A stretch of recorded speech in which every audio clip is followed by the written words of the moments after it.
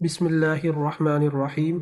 حضرت عمر بن خطاب رضی اللہ عنہ سے مروی ہے کہ نبی کریم صلی اللہ علیہ وسلم نے فرمایا، اعمال کا دار و مدار نیتوں پر ہے، اور ہر شخص کو وہی ملے گا جس کی اس نے نیت کی۔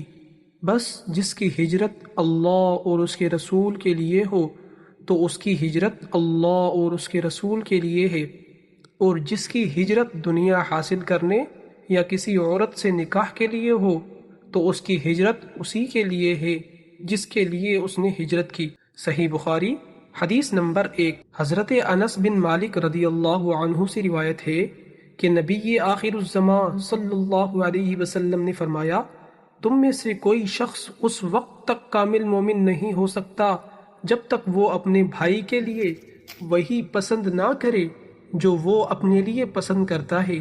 صحیح بخاری حدیث نمبر 13۔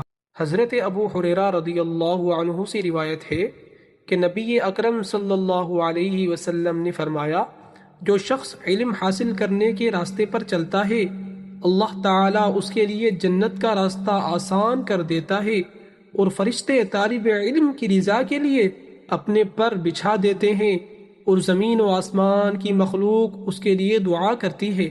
صحیح مسلم حدیث نمبر 2699۔ فرمان آخری نبی صلی اللہ علیہ وسلم، مومن کی روح اس حال میں اس کے پہلوؤں سے نکلتی ہے کہ وہ اللہ پاک کی حمد کر رہا ہوتا ہے۔ مسند امام احمد حدیث نمبر 575۔